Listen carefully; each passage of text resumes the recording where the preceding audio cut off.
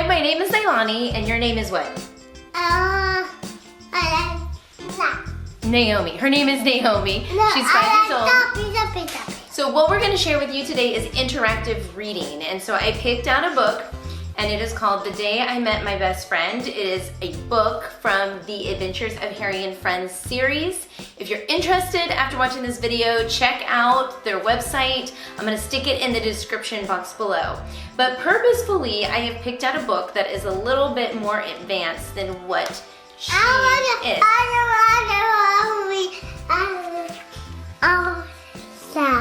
So I did pick out a book that's a little bit more advanced for her age, and I did that on purpose because I have little Miss Hannah here, right here. She is 8 years old, and Naomi is 5. Naomi does have Down syndrome, and she loves her sister. Sister. Developmentally, she is, I'm the mommy, developmentally she is age 3.5 approximately. She's going to go hug Daddy. So another reason why I picked this book out is because of the colors. The characters, if you notice, have really big eyes, and that is one thing that kids at this age really, really like. There's also some playground equipment that's being used. There's some action words. Interactive reading with kids doesn't have to be hard. So if you go and Google a video and see a teacher try to teach it, they're gonna give you this whole formula. I'm not doing formulas. I'm using common sense, and I'm using simplicity and teaching to them as opposed to a system. As we explore interactive reading, I did want to share with you another book. So I'll show that towards the end. So make sure you keep watching. I'll actually have some fun little extras at the end too. So keep watching for that as well. But I do want you to keep in mind the goals of interactive reading, specifically for preschool, kindergarten age. We, of course, want them to learn how to love literacy and reading. That's a huge goal because eventually they're going to be by themselves, and you want them to continue learning. And one way by learning is by reading. Another one of the goals is to model reading in front of them. So if they're seeing you read or a sister read, they're going to continue reading.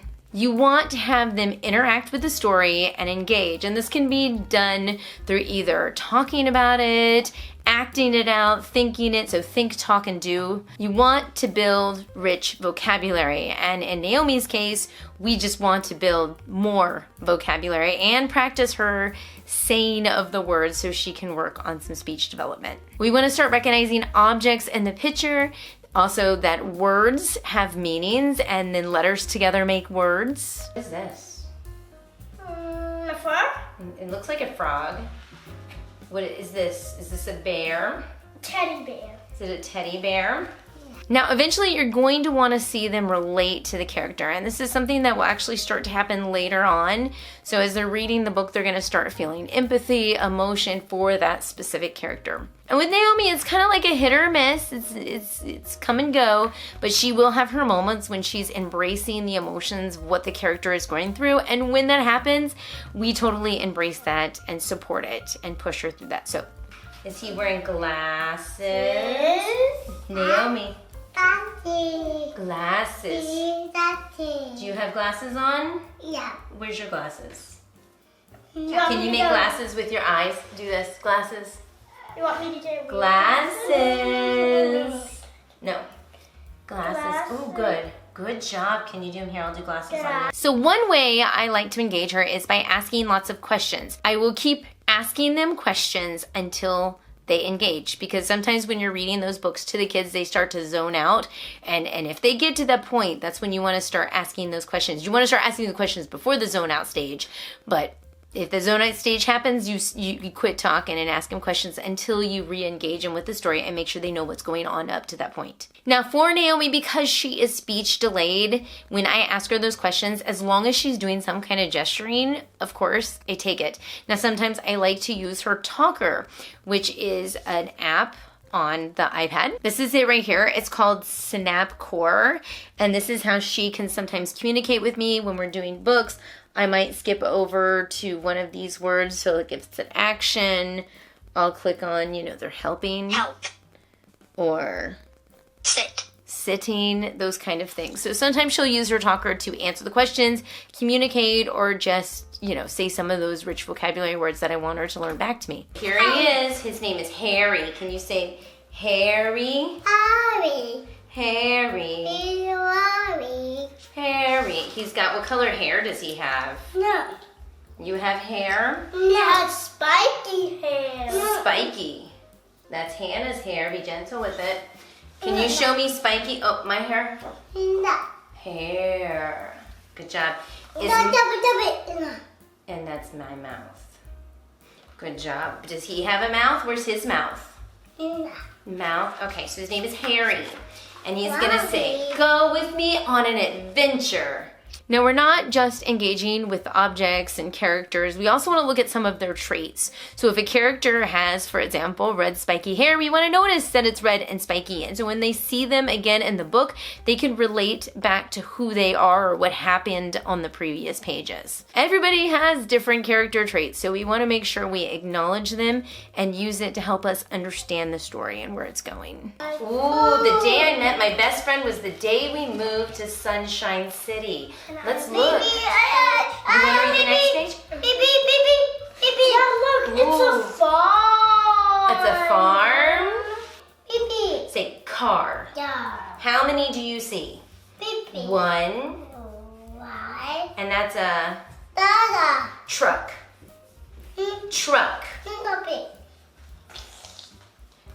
Look, Harry, there's a lot of kids in our new neighborhood. You should have. With Naomi, I really like to engage her sister. Her sister is her best friend and her hero, and sometimes when I have her sister read to her, she's gonna pay more attention to her than to me. It just kind of happens like that sometimes, and it doesn't really bother me. I'm just gonna embrace it. I'm gonna embrace it and enjoy that opportunity that I have to have her sister read to her. Plus, it's really good for Hannah to be reading out loud to someone. It's very encouraging for her and motivating for her to actually love literacy and telling stories. So I'm hitting two birds with one stone. Ooh, is that the red car? Yeah. All right, so how many do you see? One, One. two. Bigger. Ooh, is that lemonade? And it's a What do you do with lemonade? Do you drink it? Go drink. So as you can see, I am kind of putting things together for her, whether it's counting, asking questions, doing gestures, whatever it may be, we're just kind of putting it together in a package to keep her engaged. But when she's unengaged, which happens quite frequently, it happens a lot, actually, we have to find ways to kind of pull her back into the whole engagement. And sometimes it's simple as bribing her with food, which we do, but it could be like the change in the pitch of your voice, or you're showing excitement about something and it draws her back in because she's curious, and of course asking lots of questions. And sometimes it's as simple as turning the page. All right, meanwhile at the park, whoa, it's a playground. It's a turtle. And what is it? That's not, yeah, it is a turtle. Race me to the slide. Have you ever done a race? Do you want to race? Let's go race. Let's have a race. I love to incorporate activities in the middle of the book, trying not to be super distractive to the story itself. Who's racing? But once again, it engages the kids. So for example, in the story, there's race, so we might as well just have a momentary race. And I have to be very cautious not to get it to the point where it gets too overwhelming that she forgets that we are on task reading a story and learning about the characters. So, do you like to play games? What kind of, do you like to play games? Yeah. What's your favorite game? What's your favorite game? My favorite game is sleeping clothes. I will. Okay, but no peeking this time, Kara says. Yeah, Ringo says, and he waves her off. So when you're engaging them into the story, sometimes through pictures and words, it's easier for them to see the emotions and develop empathy for the character. It's really good for some of our kiddos that need help in the social skill area. Understanding how to have empathy for a character, understanding that people can hurt each other is very, very important to their development. And if they don't recognize it during the story, this is an open door for you to bring up the conversation, point things out to them. Look, they have a frown on their face. They're not happy. Look, she's crying. They're not happy. Oh, look, they're smiling. They are happy. So the little types of clues here and there can kind of help them build some of those social skills. 27, 28, 29, 30. Ready or not, here I come. We're gonna have to play hide and go seek. But can we finish the book first and then play hide and go seek? No, Naomi. Okay, so side note, with Naomi, action is everything for her. That's how we get her to engage. That's how we get teaching her. She's very action oriented. Okay, come here, let's finish the book. But when she gets off task, we always do have to rear her back in and get her on task with lots of different ways. Oh, look, he got him. You're in my way, honey. Senji tries to run. Got you. He tagged her out on the shoulder. Where's the turtle? Turtle? Is she hiding? Yeah. Can you be a turtle? Show me a turtle. Go be a turtle. Be a turtle. Do this. Be a turtle. No, curl up like this. The turtle wins the race. No, Naomi, turtles are slow. Alright. Now, I really like to find different ways to bring the story to life. Now, with this book, which is different from the book that I read previously, there is a hat that is a gift, and it's all wrapped up and being passed around to all the different animals. And so we decided to wrap up a hat and practice giving it to each other. We talked about the appropriate response to receiving a gift, how to give the gift to someone. It really gets at those social skills and proper response, and also body awareness, and also teaches you how to share. So there you have it. Thank you guys so much for watching. I know every day is an adventure. Every day is something different. We had a lot of energy today, but we got some good things in. We got some good sister bonding. We got some good colors, body parts, the body awareness. And Hannah got some good teaching. And when you're doing interactive reading, you don't always have to stick to the book. You can go on bunny trails, all the things. It's all right there. There's so much to do. As Naomi's occupational therapist told me, it's not the amount of toys and activities that you have. It's how you use them. And even though today was a little bit crazy, we got a little bit of hide and seek in there, a little bit of learning in there, and a little bit of bonding in there, and it was good. It was a little bit exhausting, but thanks for hanging out with me. And if you're interested in seeing more of these type videos, if you have any questions about interactive reading, go ahead and leave them in the comments down below. And until then, I will see you guys in our next video. Bye. So anyway, Naomi, you ready to play hide and seek? Yay! Daddy! No, I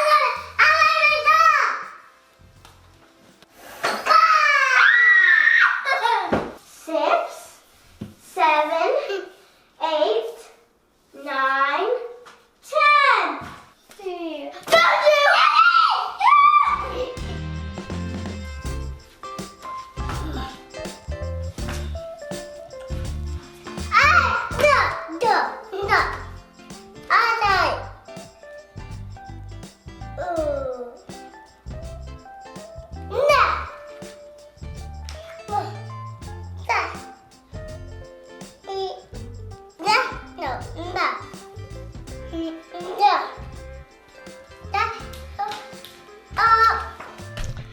Mom, if this is you, just know Naomi did this when I was